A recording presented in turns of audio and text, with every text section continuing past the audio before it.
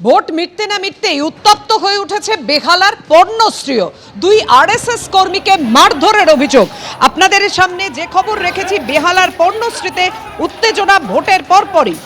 সরাসরি চলে যাব, আমাদের প্রতিনিধি ঝিলম করঞ্জাই রয়েছেন আমাদের সঙ্গে। ঝিলম, গতকাল একেবারে দ্বিতীয় দফার শেষ দফার নির্বাচন মোটের উপর শান্তিপূর্ণভাবেই তো হয়েছিল। বেহালা থেকে সেরকম কোনো উত্তেজনার খবর আসেনি। রাতের অন্ধকারে ঠিক কি ঘটলো? এইভাবে লাঠি বাঁশ নিয়ে একেবারে চড়া হলো তৃণমূল কর্মীরা বলে আরএসএস এর পক্ষ থেকে অভিযোগ করা হচ্ছে।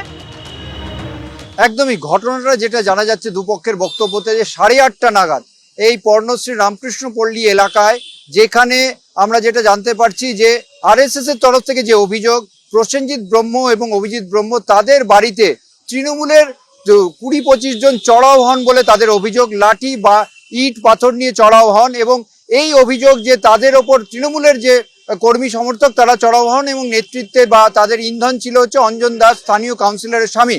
এবং তাদের অভিযোগ এটা যে তাতে আহত হন অভিজিৎ ব্রহ্ম এবং সে যখন থানায় রক্তাক্ত অবস্থায় যায়, তাকে এই রক্তাক্ত অবস্থায় চিকিৎসা না করে গ্রেপ্তার করা হয়। 5 জনকে গ্রেপ্তার করা হয়েছে এই ঘটনার পরিপ্রেক্ষিতে। তবে তৃণমূলের তরফ থেকে যেটা অভিযোগ, এই ঘটনার পরিপ্রেক্ষিতে এবং পরবর্তীকালে যে পরপর ঘটনা হয়, যে পুরোটাই পরিকল্পনা করে আরএসএস এবং বিজেপির পক্ষ থেকে পরিকল্পনা করে হামলা করা হয়েছে। আমাদের সঙ্গে রয়েছে অঞ্জন দাস, যিনি আহত হয়েছেন এই ঘটনায়, হাসপাতালে চিকিৎসাধীন রয়েছেন। সেই হাসপাতালের বাইরে রয়েছেন এবং 129 নম্বর ওয়ার্ডের কাউন্সিলর সঙ্গীতা দাস, তার থেকে জেনে নেব তিনি যেটা বলছেন পুরো অভিযোগই অসত্য। আপনি কি বলবেন? দেখুন, ওরা কালকে যে ঘটনাটা ঘটিয়েছে সেটা পূর্ব পরিকল্পিত। কারণ ওইভাবে যেভাবে যে অস্ত্র দিয়ে ওদের আক্রমণ করা হয়েছে, ইনস্ট্যান্ট কোথা থেকে সেগুলো পাবে? বড় বড় থান, ইট, লোহার রড, ছুরি এইসব নিয়ে ওরা চড়াও হয়েছিল। তো সেক্ষেত্রে আমি বলবো সেগুলো ইনস্ট্যান্ট হাতের মধ্যে কোথা থেকে পাবে? ওরা তার আগে ক্ষেত্রমোহনে বুথের সামনে ঝামেলা করেছিল, সেখানে সুবিধা করতে পারেনি। ওরা তখন পার্টি অফিসে সামনে দিয়ে বলতে বলতে গেছে যে আজকে তো ট্রেলার দেখালাম, বাকিটা 4 তারিখ। ওরা বলেছে যে আজকে দেখালাম, বাকিটা 4 তারিখ, বাকিটা 4 তারিখে দেখা হবে। এই বলতেই এরা এখান থেকে বলছে ভাই তোমরা কি বলছো? ওরা তখন এগিয়ে যাচ্ছে, ওরা তখনও কিন্তু কিছু বলেনি। ঠিক ওদের জায়গা মতো যখন এসছে, তখন ওরা ওই লাঠি সোটা যা যা ওদের কাছে ওয়েপন ছিল সেই দিয়ে বেধড়ক মার। আর তখন প্রচন্ড বৃষ্টি পড়ছিল। তো অঞ্জনের তো চশমাটা খুলে গেছে, ও তো একটা চোখ ওর যেহেতু দেখতে পায় না, ও কিচ্ছু দেখতে পাচ্ছে না কজন ওকে মারছে কি করছে। এবার ওকে যে বাঁচাতে গিয়ে বিশ্বজিৎ দাস বাগল বলে একটি ছেলে, ওর পুরো স্কাল ফ্র্যাকচার হয়ে গেছে। ওকে এমন মেরেছে, ওর পুরো স্কালই ফ্র্যাকচার। ওর আজকে সকাল 7:30 নাগাদ পিজি ট্রমা কেয়ারে ওর আজকে অপারেশন হয়েছে। তার বক্তব্য যে পরিকল্পনা করে আরএসএস এর যে কর্মী তারাই আঘাত করেছে এবং তারাই প্ররোচনা দিয়েছে। অন্যদিকে আরএসএস এর পক্ষ থেকে বক্তব্য যে এই বিষয়ে তারা কোনো প্ররোচনা দেননি এবং লাগাতার তাদেরকে ভয় দেখানো হচ্ছিল এবং হুমকি দেওয়া হচ্ছিল। এবং সেই পরিপ্রেক্ষিতেই এই ঘটনা। যদিও 5 জনকে পুলিশের তরফে গ্রেপ্তার করা হয়েছে, তাদেরকে আজকে কোর্টে প্রডিউস করা হবে।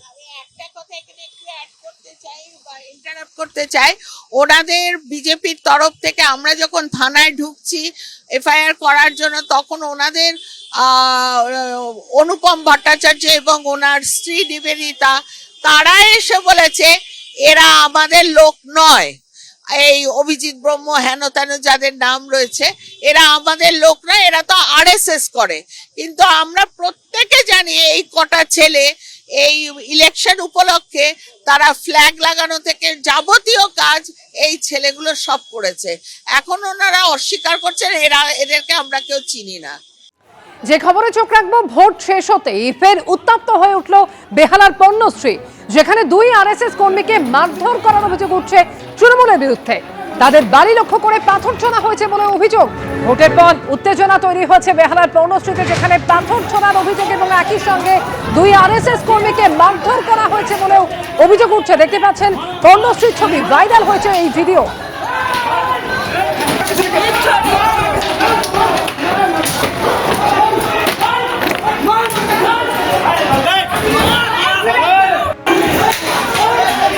উত্তেজনা লাঠি নিয়ে মারধর এবং পাথর ছোড়া হচ্ছে। সরাসরি রয়েছেন আমাদের সঙ্গে প্রতিনিধি ঝিলাম করঞ্জয়। ঝিলাম, ভাইরাল হওয়া সেই ভিডিও আমরা দেখলাম এবং দুই আরএসএস কর্মী তারা আক্রান্ত হয়েছেন।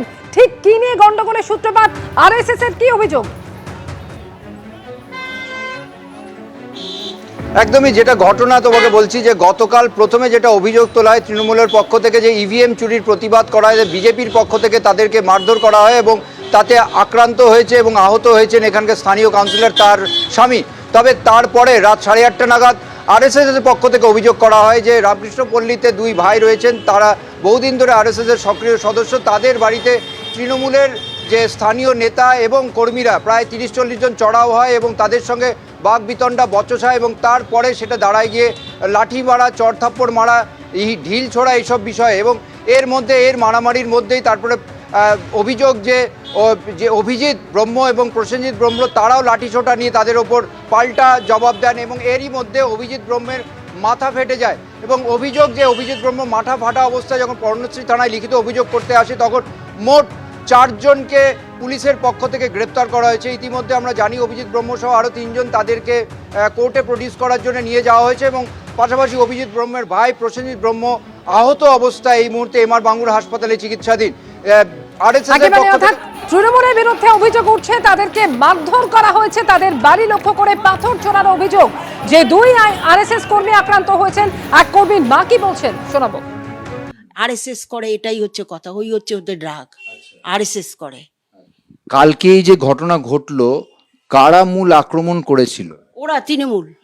চেনেন কি আপনি তাদের নামগুলো? হ্যাঁ চিনি, ওই লালটু, তারপর অঞ্জন দাস এসছিল, তারপর পিঙ্কু, মোহনলাল, তারপর শুভ।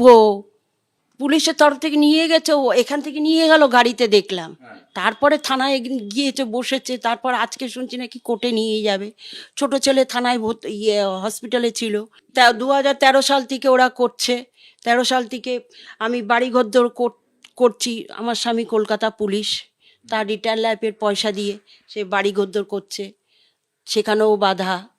কেন এখানে বাড়িঘর করছে? রাস্তায় মাল ফেলতে পারবে না, অন্য লোকের মাল পড়ে রয়েছে, আমাদের মাল পড়ে থাকবে না, শিগগিরই মাল তোল নালে ফেলে দেবো। তা আমার ছেলে বললো, মা অশান্তি করে লাভ নেই, মাল তুলে নি। ঠিক আছে, তুলে নিল। মানে নানানভাবে। গতকালই রাজ্যে দ্বিতীয় দফার ভোট হয়েছে, শেষ দফার ভোট হয়েছে এবং তারপর 24 ঘন্টা কাটতে না কাটতেই দেখা যাচ্ছে বেহালার পণ্যশ্রী উত্তপ্ত হয়ে উঠল, যেখানে দুই আরএসএস কর্মীকে মারধরের অভিযোগ, বাড়ি লক্ষ্য করে পাথর ছোড়ার অভিযোগ। এক আক্রান্ত আরএসএস কর্মী, তার মা যে অভিযোগ তিনি করছেন যে আরএসএস করার জন্য এভাবে আক্রমণের শিকার হতে হয়। ওরা প্রসেনজিৎ বিজেপির বুথে রাজনৈতিক কর্মী হিসেবে ছিল, সেটাই তার অপরাধ। আর অভিজিৎ রাষ্ট্রীয় স্বয়ংসেবক সংঘের স্বয়ংসেবক। ওদের বাড়িতে রাত্রিবেলা চড়াও হয়, প্রথমে পাথর ছোড়ে ওদেরকে আহত করে, তারপরে দুই ভাইকে বেধড়ক মারে, মাথার মধ্যে লোহার রড দিয়ে লাঠি দিয়ে মারে, মাথা থেতলে দেয়। জঙ্গলে রাজত্ব চলছে। আমরা এখানে অফিসার ইনচার্জের সঙ্গে আমি কথা বলে গেলাম, আমি বললাম যে আপনার আইন যেটা বলে সেটা থেকে দেখুন, নিজের সাধারণ নিঃস্বার্থ বুদ্ধিতে দেখুন আইন কি বলে, যে তাদের কজ অফ অ্যাকশন কি। তাদের বাড়িতে কেউ আক্রমণ করেছে, সে মানুষটা নিজেকে বাঁচানোর চেষ্টা করেছে, তাকে হাসপাতালে না ভর্তি করে সারা রাত এখানে রেখে দিয়েছেন লকআপের মধ্যে। এই অমানবিক পদ্ধতি কেবল কলকাতার পুলিশই করতে পারে। এবিপি আনন্দ, এগিয়ে থাকে, এগিয়ে রাখে।